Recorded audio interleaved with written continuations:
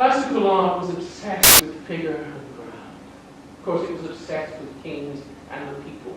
It is obsessed with priests and the congregation.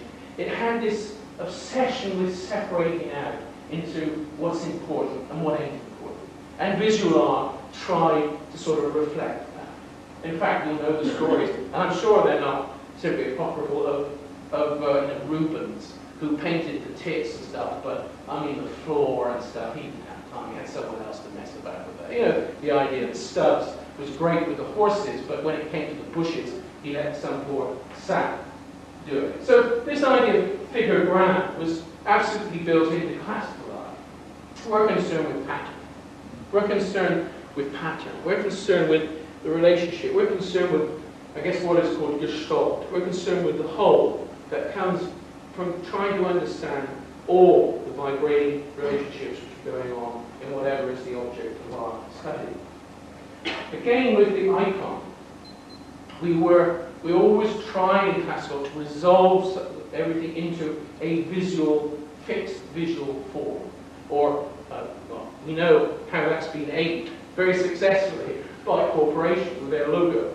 You know, how handy it is to master situations if you can zap up a flag that is instantly recognized, or a logo on a letterhead which says, we're Southwest Gas, you pay, or we turn it off. I mean, instant, no messing about, nothing spelled out. Iconicity is like that. Whereas we're now more concerned with what I would call bionicity. We're concerned with growth. We're concerned with coming into being, not with identity, not with the image, but with the processes of image forming, of things transforming.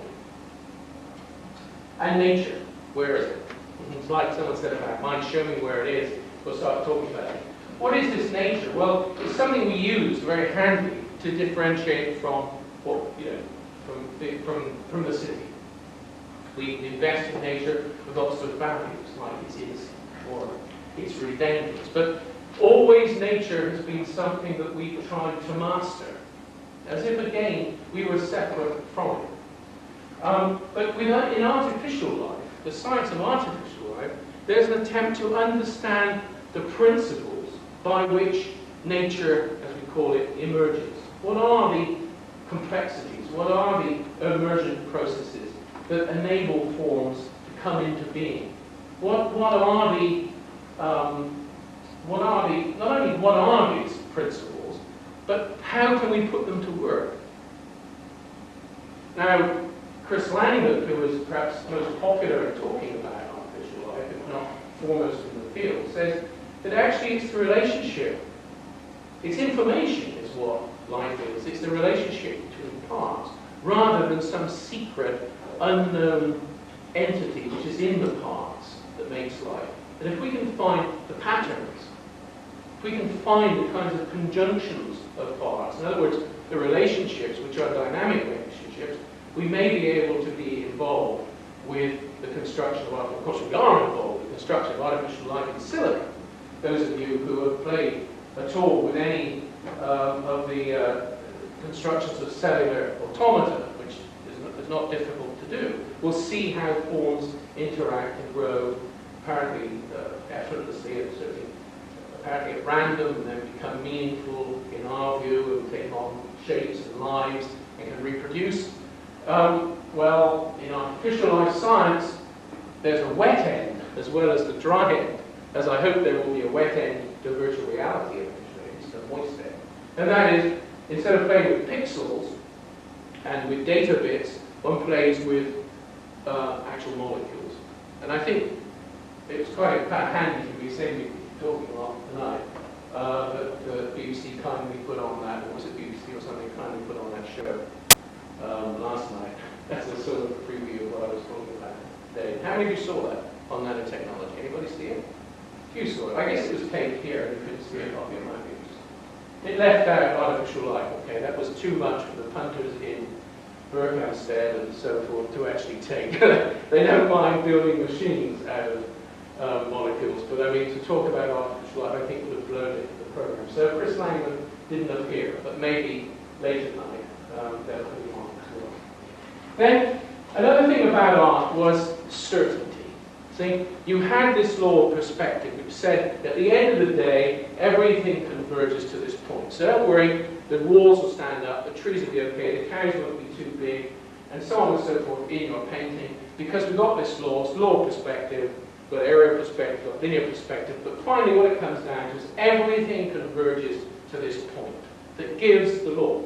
You get the equation, right? I mean, I'm sure you've probably heard of it before. If you take the picture plane as the base of a pyramid, and the perspective point that everything converges on is the top of the pyramid, so lift it up, you've got a perfect model of our society, with knowledge at the top, with a few at the top, pushing the knowledge down to a great mass at the base of the pyramid. That's a model of one-way communication which has served Western culture for what, some millennia. And with it is this idea of certainty. God knows, scientist knows, Daddy knows, the teacher knows, somebody knows, I don't need to know, and it's with absolute certainty I live in this pyramid, and at the top is the source of all knowledge. But now, it seems to me that we live in a we recognize that we live in a contingent universe. It's a relativistic universe. And we buy, it's like a supermarket of values, and we put them off the shelf and try them out, and we see how they work, and we move on. And for that reason, nothing that we make could possibly have resolution.